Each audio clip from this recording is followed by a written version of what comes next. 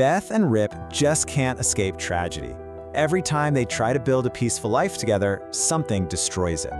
I mean, think back to the devastating loss of the Yellowstone Ranch in Montana. We all watched them pack up, head down to Texas, and just try to find a blank slate.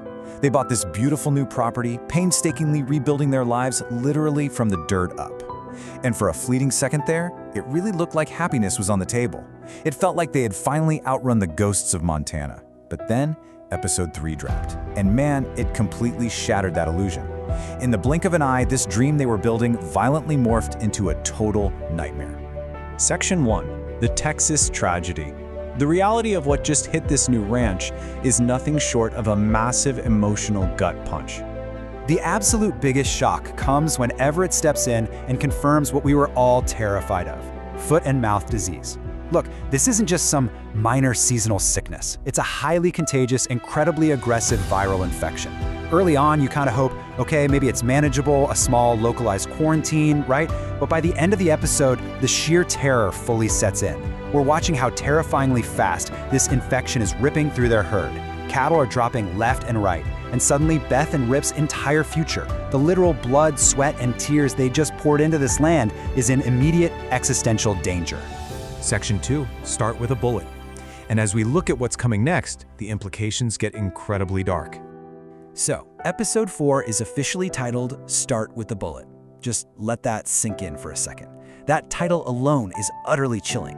When you break down the synopsis for this upcoming episode, it explicitly tells us Beth and Rip are being forced into extreme action, all while Beulah is quietly seizing more control. They are completely backed into a corner here, and a title like that, it practically guarantees the way out is going to be violent, heartbreaking, or, knowing this show, a brutal mix of both. So what exactly is this extreme action? Honestly, the most prominent theory right now points to absolute emotional devastation: culling the herd. They are likely going to have to physically kill their own infected cattle just to stop this virus from spreading to the healthy ones. Now, for any rancher, making that call is a nightmare.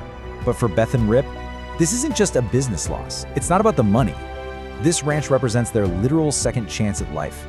To look at the very animals they bought to build their future and have to pull the trigger themselves, that is a psychological breaking point. It's exactly why this entire situation feels so suffocatingly heavy. Section 3, the sabotage theory. But if we take a step back and look at the bigger picture, I genuinely don't think this outbreak happened naturally. Let's walk through this timeline together in this explainer, because the timing is just way too suspicious to be a coincidence. Look at the progression here. Step 1, their entire herd is completely healthy. Step 2, they hit the auction. Step 3, they buy a new bull and bring it onto the property.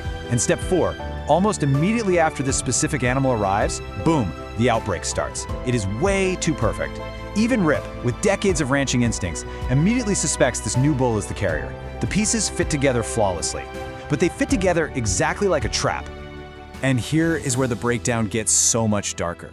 What if this wasn't some tragic accident at the auction? The running theory is that Bula intentionally infected that bull. Think about our motives. We know for a fact she desperately wanted that Texas ranch for herself. We know she is bitterly, deeply angry about losing it to Beth and Rip. Biological sabotage is literally the perfect indirect weapon. She doesn't have to fire a single shot or strike a match to burn down a barn. She just sneaks a sick animal into their herd and gets to sit back and watch their dream collapse from the inside out. Section 4, the coming war. This perfectly highlights Beulah's terrifying brand of villainy and the explosive conflict that is inevitably coming. You really have to contrast these two opposing forces to understand why Beulah is such a uniquely lethal threat. Look at the Duttons. Beth and Rip are direct, they are loud, and they are incredibly confrontational. If they have a problem with you, they'll look you dead in the eye and fight you in the dirt. But Beulah? She does not operate like a traditional villain. She is ice cold, she is patient, calculating, and she manipulates everything from the shadows, using fear and pure influence. She destroys you without leaving a single fingerprint, and that right there makes her arguably the most dangerous enemy Beth has ever gone up against. And the scariest part? She isn't just stopping with the cattle. Bula is already making these massive shadow moves. As we'll likely see in episode 4, she's actively digging into the Duttons' past. She's investigating them. And if she keeps digging, she's inevitably going to unearth the truth about Jamie.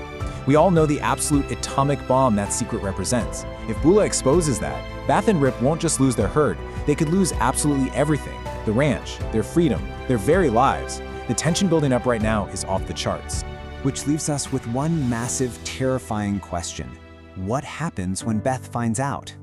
Right now, they think they're just fighting a random disease. But the real war between Beth and Bula is only just beginning.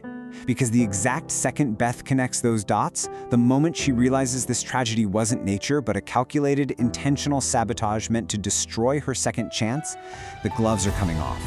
She is going to fight back harder and more violently than we have ever seen. The explosion is coming.